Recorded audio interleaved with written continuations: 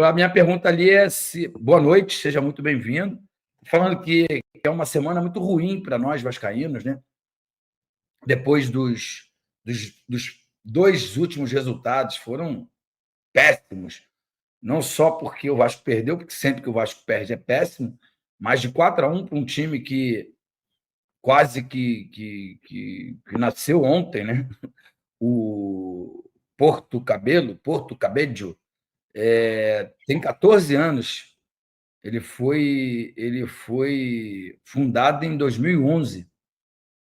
Então, nem 14 anos ainda ele tem. E aplicou uma goleada que deixou a gente de cabelo em pé. E aí chega no sábado, tudo encaminhando para que a gente tivesse um final de semana feliz, um Dia das Mães tranquilo, né? O Vasco perde por Vitória.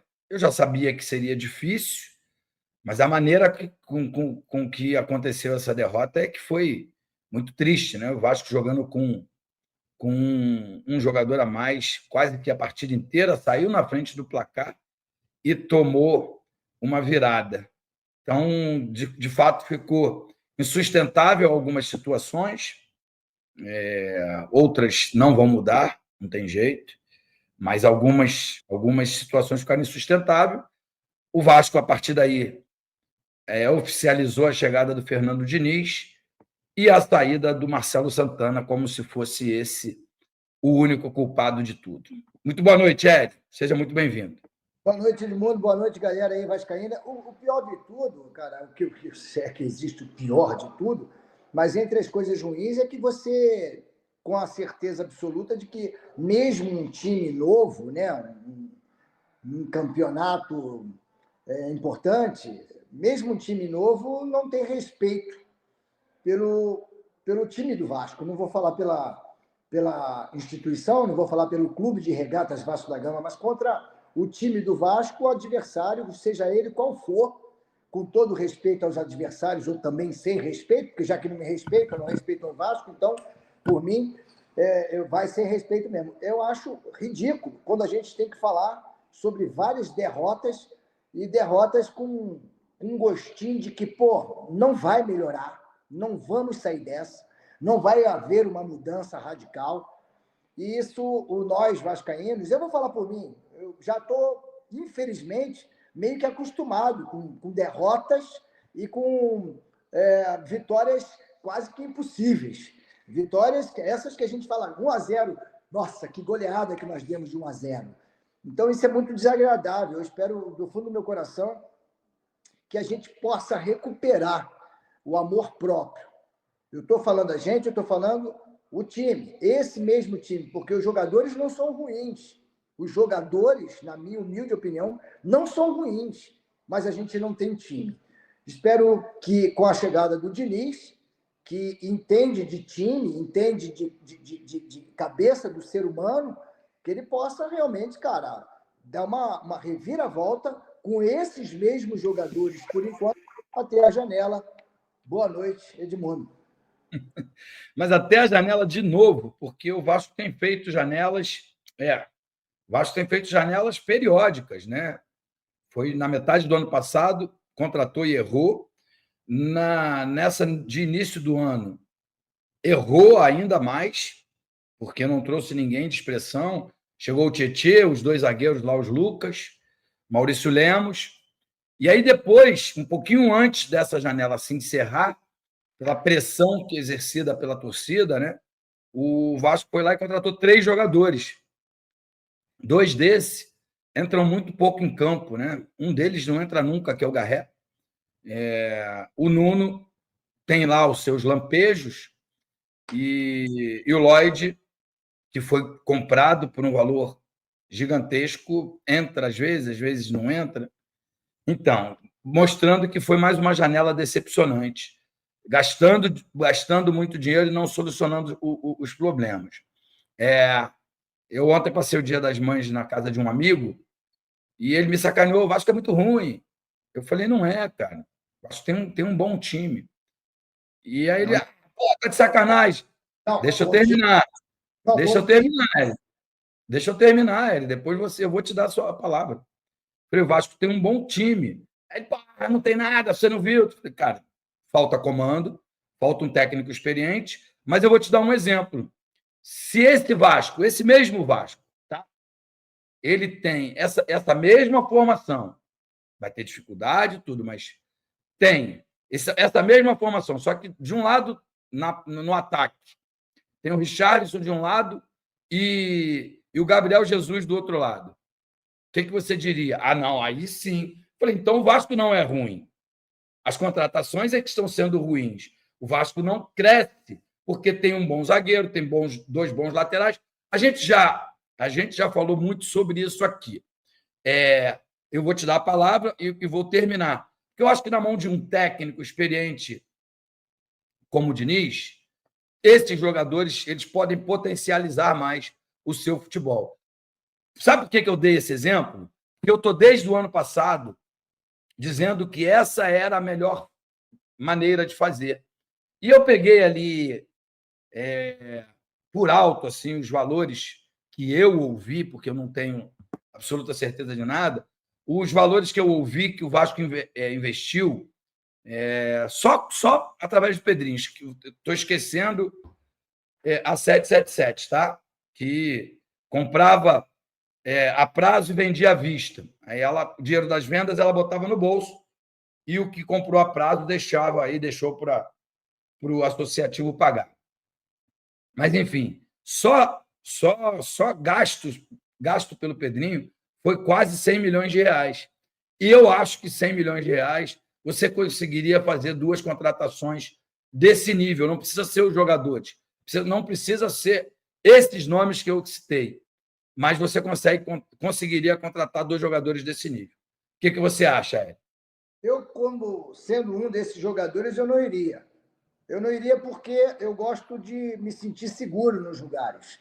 Eu não posso chegar no lugar onde eu vejo que o lugar está em teste. Eu não tenho mais esse tempo. Se o jogador, se o profissional tem condições de escolha, se ele tem condições de escolha, ele não vai escolher onde está desorganizado, onde está bagunçado.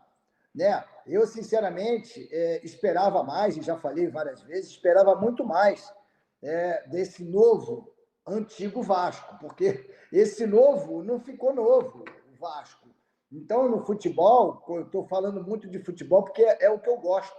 É o que eu gosto e acho que nós, torcedores do Vasco, gostaríamos muito que o nosso Vasco da Gama, que o nosso clube, que o nosso time não estivesse na posição que está no Campeonato Brasileiro.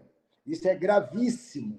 Isso aí é desagradável para quem ama o Vasco da Gama, para quem ama de verdade, para quem nasceu amando o Vasco, né? E vai morrer amando o Vasco de qualquer jeito, em qualquer situação em que ele esteja.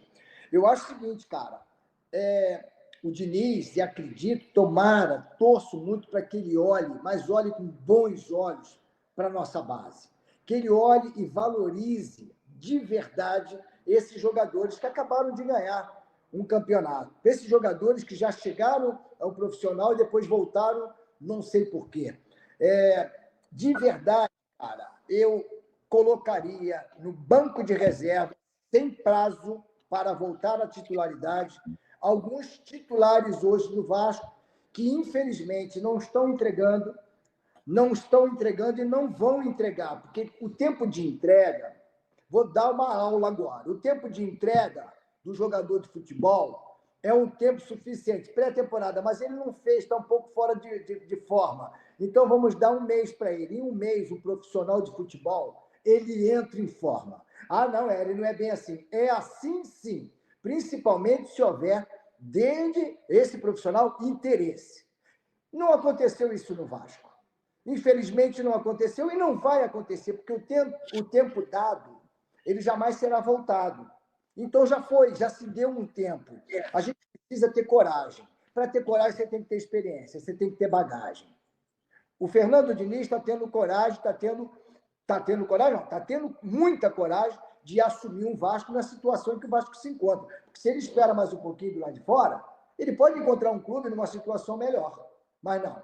Ele está apostando no talento dele, na posição que ele se encontra no futebol brasileiro, e eu acredito que ele vai consertar, porque, repito, nós temos bons jogadores. Nós não temos time, por isso que eu discordei de você. Nós não temos time. Bons jogadores nós temos. Agora, tem que aproveitar a base tem vontade, a base tem garra, tem entusiasmo. Com todo respeito, tem jogador? Tem. Tem time? Não tem. Então, se nós hoje temos um treinador capacitado, que ele faça um time com esses jogadores, mas, sobretudo, dá moral para a base, porque a base está numa posição melhor do que alguns bons titulares do passado, que no presente não estão resolvendo absolutamente nada. A notícia dá conta de que o Fernando Diniz vai repetir a escalação do jogo contra o Vitória. Ou seja, Sforza e Paulinho, Nuno e Felipe Coutinho, e lá na frente, Verratti e Rayan. Só falando aí do meio para frente, né? Puma Rodrigues na lateral direita, com João Vitor e o Luiz Gustavo, e o Lucas Piton na lateral esquerda. Aconteceu aqui, está tendo um burburinho aqui, umas coisas desencontradas, dando conta de que o Léo Jardim pudesse não jogar, porque se ele jogar, ele bate a meta, que aí ele teria que renovar o contrato dele automaticamente. E eu acho que ele é um dos poucos que se salva nesse Vasco tumultuado, né? Embora tenha tomado aí os 4 gols da equipe do Porto Cabedelo, nenhum dos gols foi por culpa dele, né? Há uma fragilidade muito grande ali no sistema defensivo e que acaba expondo o goleiro. Eu acho que isso é boato. Até estava vendo os relacionados, então ele foi com a equipe para a Argentina e com isso deve jogar. Você concorda, Eric, que o Vasco deve, né? O Diniz deve repetir a mesma escalação? Ou você acha que tinha... Porque esse time do Lanús é muito melhor do que o Porto Cabedelo.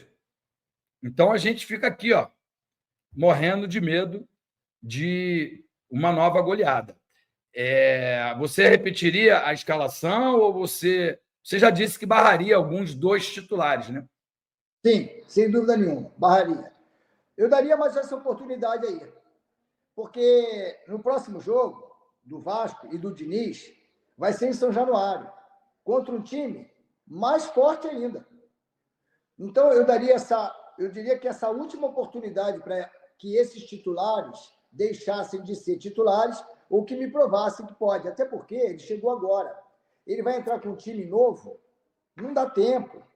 O time acabou de jogar, ele tem que dar continuidade. Eu acho que tem que dar continuidade, mesmo com a derrota, né? Uma derrota desagradável, ele está dando continuidade para um time que jogou o último jogo. Mexer nisso significa...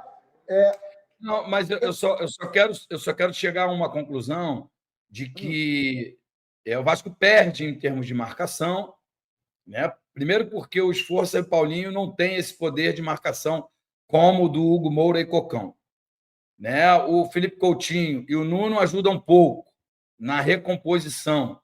E o Lanús, teoricamente, é mais forte do que o Porto Cabedelo. Então, eu só quis fazer uma reflexão nesse sentido. É claro que tem o outro lado da moeda, esses atletas também são mais qualificados tecnicamente e vêm de encontro daquilo que o Fernando Diniz gosta, né? Que é jogador que sabe trabalhar bola, tem um bom toque de bola. Ele deu apenas um treino na manhã de hoje, antes do Vasco embarcar para Buenos Aires. Não sei, ele não deu entrevista, não sei se ele gostou, se ele ficou satisfeito, se ele acredita que já na partida de amanhã o trabalho dele vai surtir resultado. Vale a pena ressaltar que o Vasco é segundo colocado, a 3 pontos do Lanús, né? E não pode nem pensar em empatar, tem que ganhar o jogo. Fernando Diniz comandou o primeiro treino com o retorno ao Vasco da Gama nesta segunda-feira, antes da equipe embarcar para a Argentina, onde vai enfrentar a equipe do Lanús pela Copa Sul-Americana. É uma partida muito complicada, o Vasco busca um resultado com vitória, né, um resultado positivo para continuar com chances de classificação em primeiro lugar no grupo para a próxima fase da Sul-Americana. A vitória será muito importante para o Vasco buscar aí essa primeira colocação. O ânimo dos jogadores, né, durante o treinamento, acho que é um ponto positivo, porque estavam num tom muito descontraído, né, os jogadores ali com a chegada, né, e os primeiros treinamentos com o Fernando Diniz. Eu acho que pode acabar dando muito certo, né, principalmente se os jogadores comprarem, né, a ideia do Fernando Diniz. Isso aí pode ajudar muito o Vasco da Gama. Deixa seu like no vídeo, se inscreve no canal e ativa o sininho de notificações para não perder nenhum conteúdo aqui no canal Eterno Vasco Oficial.